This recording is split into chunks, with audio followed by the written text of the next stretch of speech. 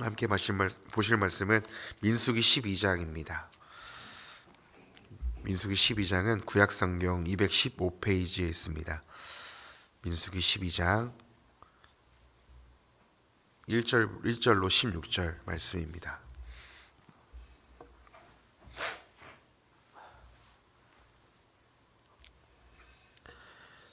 민수기 12장 1절로 16절 한 절씩 교독하겠습니다. 모세가 굿수 여자를 취하였더니 그 굿수 여자를 취하였으므로 미리암과 아론이 모세를 비방하니라. 이르되 여호와께서 모세와만 말씀하셨느냐 우리와도 말씀하지 아니하셨느냐매 여호와께서 이 말을 들으셨더라. 이 사람 모세는 온유함이 지면의 모든 사람보다 더하더라. 여호와께서 갑자기 모세와 아론과 미리암에게 이르시되 너희 세 사람은 회막으로 나아오라 하시니 그 세 사람이 나아가매 여호와께서 구름 기둥 가운데에서부터 강림하사 장막문에 서시고 아론과 미리암을 부르시는지라. 그 두 사람이 나아가매 이르시되 내 말을 들으라. 너희 중에 선지자가 있으며 나 여호와가 환상으로 나를 그에게 알리기도 하고 꿈으로 그와 말하기도 하거니와 내 종 모세와는 그렇지 아니하니 그는 내 온 집에 충성함이라. 그 외에는 내가 대면하여 명백히 말하고 은밀한 말로 하지 아니하며 그는 또 여호와의 형상을 보거늘 너희가 어찌하여 내 종 모세 비방하기를 두려워하지 아니하느냐. 여호와께서 그들을 향하여 진노하시고 떠나심에 구름이 장막 위에서 떠나갔고 미리암은 나병에 걸려 눈과 같더라. 아론이 미리암을 본즉 나병에 걸려 있는지라. 아론이 이에 모세에게 이르되 슬프도다. 내 주여, 우리가 어리석은 일을 하여 죄를 지었으나 청하건대 그 벌을 우리에게 돌리지 마소서. 그가 살이 반이나 썩어 모태로부터 죽어서 나온 자 같이 되지 않게 하소서. 모세가 여호와께 부르짖어 이르되 하나님이여, 원하건대 그를 고쳐 주옵소서. 여호와께서 모세에게 이르시되 그의 아버지가 그의 얼굴에 침을 뱉었을지라도 그가 이레 동안 부끄러워하지 않겠느냐. 그런즉 그를 진영 밖에 이레 동안 가두고 그 후에 들어오게 할지니라 하시니 이에 미리암이 진영 밖에 이레 동안 갇혀 있었고 백성은 그를 다시 들어오게 하기까지 행진하지 아니하다가 그 후에 백성이 하세롯을 떠나 바란 광야에 진을 치니라. 아멘. 아멘. 네, 오늘도 또 다시 쌀쌀해진 새벽에 또 귀한 기도의 자리를 지키시는 성도님들에게 하나님의 신실하신 은혜와 평강이 오늘 하루도 넘치시기를 소망합니다. 오늘 함께 말씀 나누고 또 기도의 자리로 나아가고자 합니다. 민수기의 말씀은 이제 백성의 수를 세다 해서 민수기라고 지어졌는데요. 사실은 원어 번역에 의하면은 민수기보다는 광야에서라는 말이 더 정확합니다. 이제 광야에서 백성들이 40년 동안 어떻게 하나님의 인도하심을 받아 생활했는지를 이제 민수기에서 잘 다루고 있습니다. 안타깝게도 민수기는 거의 절반 이상이 불평과 원망의 역사였습니다. 당연히 광야 길을 가면 불평과 원망이 나오는 것은 당연한 일인데요. 너무나 힘들기 때문에 그렇죠. 그럼에도 불구하고 하나님의 민수기를 통해 우리가 이 땅에 광야 같은 이 세상에서 살아갈 때 우리가 취해야 될 자세는 하나님을 불신하거나 원망하는 그런 자세가 아니라 그럼에도 불구하고 하나님을 신뢰하는 삶입니다. 이제 11장에서 백성들이 모세를 향해서 원망하죠. 우리가 애굽에서 먹던 그 음식이 너무 그립다. 우리에게 고기를 주어 먹게 하라고 모세에게 원망합니다. 그 원망을 계속해서 들은 모세는 이제 출애굽 이후부터 계속해서 이 원망을 들었거든요. 그래서 이 모세는 지쳐갑니다. 그 백성들의 감사하지 못하고 원망하는 모습에 이제 괴로워하죠. 그런데 오늘 본문에는 이제 더 안타까운 일이 발생하는데요. 백성들이 이제 모세를 원망했지만 이제 오늘 말씀에는 모세의 가까운 측근이었던 미리암과 아론이 모세를 비방하기 시작합니다. 그 이유는 이제 오늘 본문에 나오는데요. 오늘 말씀 1절에 보면은 모세가 구스 여자를 취하였더니 그 구스 여자를 취하였으므로 미리암과 아론이 모세를 비방하니라. 네, 이미 아시는 것처럼 모세는 미디안에 있을 때 제사장 이드로의 딸 십보라와 결혼을 하였죠. 그래서 오늘 이 구스 여자를 취한 것은 두 번째 아내를 취하게 된 겁니다. 이 1절에 구시라는 이 언어는요, 70인역에서 에디오피아로 번역이 됩니다. 그래서 이 성경의 몇 가지 증거들을 통해서 이 구스 여자는 에디오피아 여인인 것으로 볼 수 있습니다. 그래서 여성형 쿠시트라는 것은 구스 여자를 지칭하죠. 이 경우 모세는 미디안 십보라와 결혼한 뒤 구스 여자를 두 번째 아내로 얻은 셈이 됩니다. 그러나 본문은 모세가 이방 여자인 구스 여자를 취했다는 사실이 문제라는 것에 중점을 두지 않습니다. 그것을 핑계로 모세가 두 번째 아내를 맞이했다는 것을 핑계로 미리암과 아론이 모세를 질투했다는 것에, 시기하고 질투했다는 것에 집중합니다. 미리암과 아론은 모세를 향해 2절에서 어떻게 비방을 하냐면요, 여호와께서 모세와만 말씀하셨느냐, 우리와도 말씀하지 아니하셨느냐고 반문하며 자신들도 모세와 같이 동등한 위치에 있음을 이야기하고 있는 것입니다. 이제 모세가 자신들이 볼 때 연약한 점이 드러나자 이방 여인을 취하자 이제 바로 공격해 들어오는 거죠. 마치 정치인들이 이 반대편 정치인의 연약함을 봤을 때 그것을 지적하고 파고 들어오는 것처럼 그 모세의 위치에 자신들도 앉고 싶은 그런 시기의 질투의 마음이 여호와께서 우리에게도 말씀하셨다, 이거에 담겨 있는 것 같습니다. 모세를 비방하는 이 모든 말을 참 두려운 것은요, 2절 하반절에 보면 뭐라고 말씀하시냐면 여호와께서 이 말을 들으셨더라. 네, 하나님께서 기름 부으신 이 지도자를 비판하고 정죄했더니 누가 듣고 계시냐면 하나님께서 듣고 계신다라는 것입니다.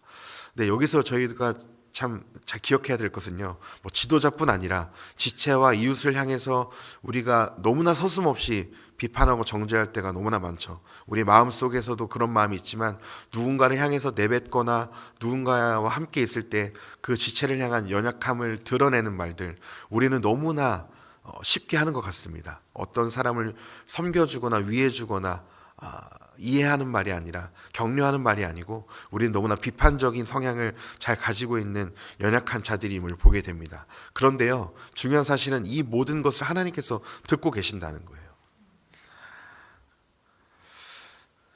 미리암과 아론이 모세를 비방함을 모두 들으신 하나님께서 모세와 아론, 미리암에게 모두 회막으로 나오라고 말씀하십니다. 오늘 말씀 4절에 그렇게 나오는데요, 여호와께서 갑자기 모세와 아론에게 미리암에게 이르시되 너희 세 사람은 회막으로 나오라 하시니 그 세 사람이 나아가매. 5절이요, 여호와께서 구름 기둥 가운데로부터 강림하사 장막문을 여시고 아론과 미리암을 부르시는지라 그 두 사람이 나아가매. 네, 하나님께서 다 들으시고 이제 모세를 향해서 비방한 미리암과 아론을 부르십니다. 그리고 말씀하시죠. 나는 모세처럼 긴밀히 나와 소통하는 종이 없다. 그에게 나의 모든 집을 맡겼다. 이스라엘 백성들을 맡겼다. 그 모세는 충성된 종이다. 그 사람은 사람들을 위해서 일하는 것이 아니고 나를 위해서, 나의 집을 위해서, 내 백성들을 가나안 땅으로 인도하기 위해서 충성스러운 종인데 너가 어찌해서 내 종을 비방하느냐. 하나님께서 분명히 말씀하시죠.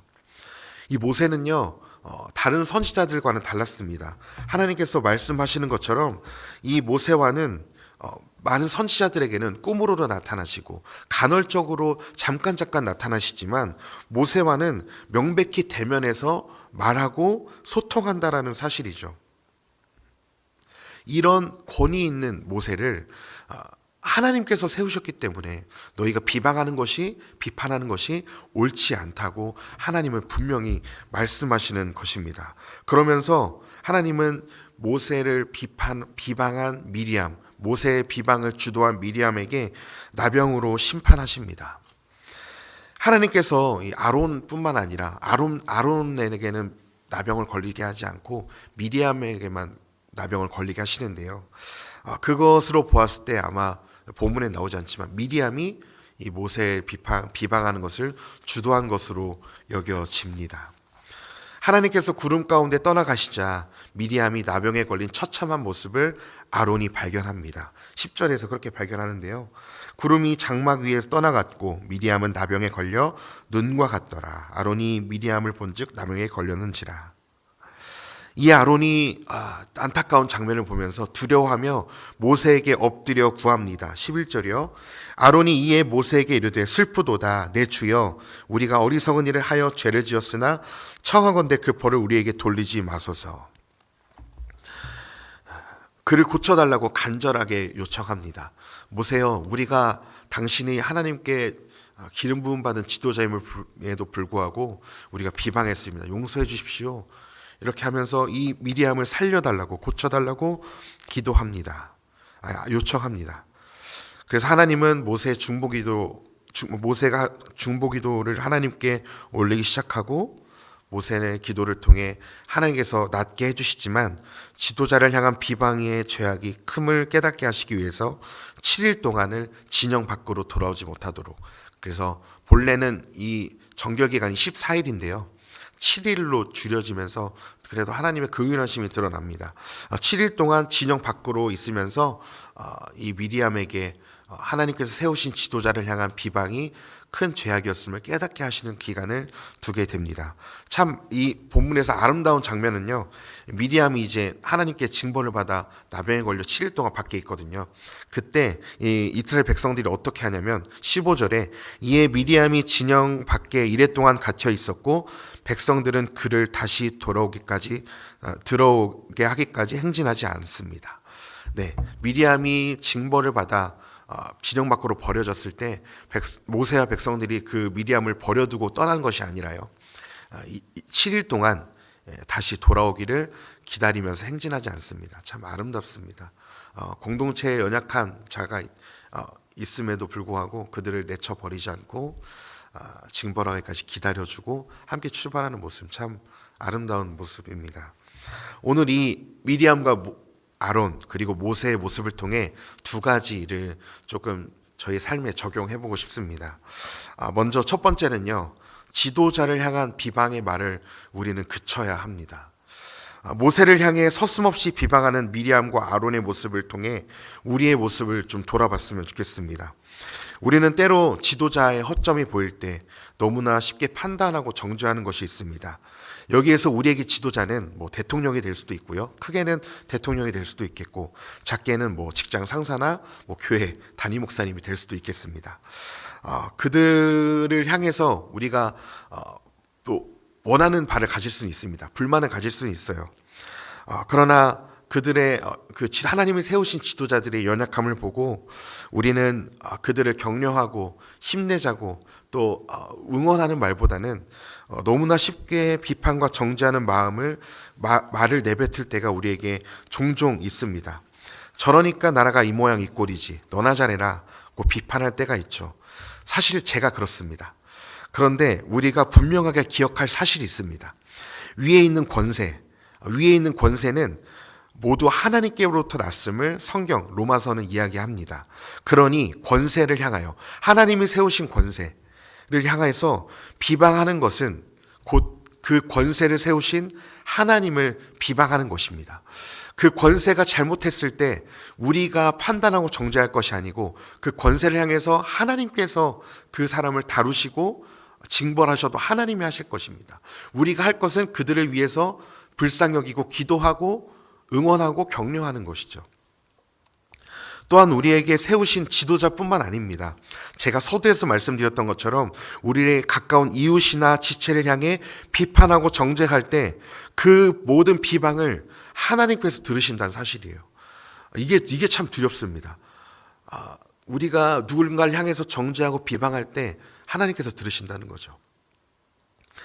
예수님은 뭐라고까지 말씀하시냐면 너희가 긍휼히 여기는 자가 나에게 긍휼히 여김을 받겠다고 말씀하시죠. 그리고 마태복음 7장에서는 너희가 비판을 받지 않으려거든 비판하지 말라고 예수님께서 분명하게 말씀하시는 것입니다.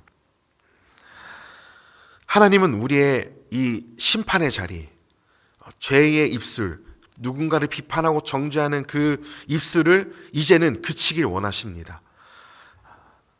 사단은 이 비방을 통해서 공동체를 허물게 하죠. 오늘 이 12장에 쓰여진 비방이라는 말은요, 그 말 안에, 단어 안에 어떤 게 담겨 있냐면 파괴라는 말이 담겨 있습니다. 예, 누군가를 향한 비방의 말은 내 마음을 잠깐 속 시원하게 할지 모르겠지만 어떤 누군가의 영혼을 파괴한다는 것입니다. 그렇기 때문에 우리는 이 비방의 말을 그치고 하나님께서 심판을 하셔도 하나님께서 심판하실 것이기 때문에 우리는 오히려 그를 향해서 기도하고 우리 하나님께서 세우신 지도자가 올바른 길을 갈 수 있도록 기도하는 것이 우리의 본분인 줄 믿습니다. 두 번째는요, 하나님께서 우리에게 원하시는 것, 온유하고 겸손해야 됩니다. 자신을 향해 비방하는 소리를 모세도 다 들었어요. 근데 오늘 모세 본문 말씀을 쭉 보시면요, 모세는 그들과 한마디도 얘기하지 않습니다. 오히려 모세를 비판할 때 3절에서 뭐라고 얘기하냐면 이 사람 모세는 온유함의 지면이 모든 사람보다 더했습니다. 그들과 싸우지 않았고요, 온유함으로 겸손함으로 그들을 기다려주고 있었습니다. 그러면서 미리암이 나병에 걸리자 모세가 어떻게 하냐면요, 기다렸다는 듯이 부르짖습니다. 13절에 기다렸다는 듯이 부르짖습니다. 하나님, 미리암을 고쳐주십시오. 부르짖어 기도하죠. 너무나 아름다운 모습이죠. 지차의 연약함, 미리암의 연약함을 가지고 아파하는 참된 지도자가 모세였던 것입니다. 이 모세의 모습을 통해 하나님께서 어떤 삶을 기뻐하시는지 드러납니다. 하나님은 모세와 같이 겸손하고 온유한 자를 높여주시고 미리암과 아론처럼 교만한 자는 낮추십니다. 사람이 바뀌는 것은 지적과 비판하는 말이 아니고 이 모세처럼 온유함과 겸손함으로 사랑으로 품고 기다려줄 때 사람이 진정 그 사랑으로 바뀌는 줄 믿습니다. 영혼들을 향해서 비판의 눈초리를 내려놓고 사랑으로 봐주십시오. 허다한 죄도, 사랑은 허다한 죄도 덮는다고 성경은 이야기합니다. 예수님 이야기를 잠깐 하고 마칠까 하는데요, 예수님은요 누구보다 마음이 온유하고 겸손하셨습니다. 그래서 내게로 와서 내 멍에를 배우라, 내가 너에게 쉬게 하리라고 예수님 말씀하셨죠. 예수님은 이 땅에 오셨을 때 그 당시 당대 가장 깨끗하고 정결하고 완벽하다는 바리새인 서기관들과 있지 않았고요, 예수님은 죄인들과 세리들과 더럽다고 지칭하는 창녀들, 세상에서 죄인들과 함께 거하고 먹고 마시며 사셨죠. 세상에서 죄인이라고 칭하는 사람들에게 예수님은 죄를 지적하지 않으셨습니다. 그들에게 실제로 죄가 있었습니다. 죄가 없었기 때문이 아니라 죄가 있었기 때문에 그들과 거하신 예수님. 내가 온 것은 의인을 부르려 함이 아니라 죄인을 불러서 회개케 함이 위함이라고 말씀하신 주님의 말씀. 예수님께서 그 죄인들을 정죄하지 않으셨다면, 가늠한 여인을 정죄하지 않으셨다면 누가 그 사람을 정죄하겠습니까? 저와 성도님들도 예수님을 닮아 연약한 지체들을 사랑으로 품어주셨으면 좋겠습니다. 이 공동체 안에 있다 보면 연약한 점이 다 왜 없겠습니까? 목사인 저도 성도님들께서 보실 때 연약한 점이 있을 수 있습니다. 이런 연약한 사역자를 통해서도 좀 긍휼히 여겨주시고 부족한 점이 보인다면 기도로 함께 해주셨으면 좋겠습니다. 그리고 또 더 나아가서 우리 교회 안에, 사랑방 안에, 지체 안에 연약한 자들이 있다면 지적하고 비판하기보다 사랑으로 거물을 좀 덮어주시고 그를 위해서 기도해 주시는, 그래서 이 낮은 숲 교회가 지체의 연약함을 덮어주는 사랑의 공동체로 이 광야 같은 세상을 함께 손잡고 걸어가는 귀한 사랑의 똘똘 뭉친 공동체가 되기를 간절히 소망합니다.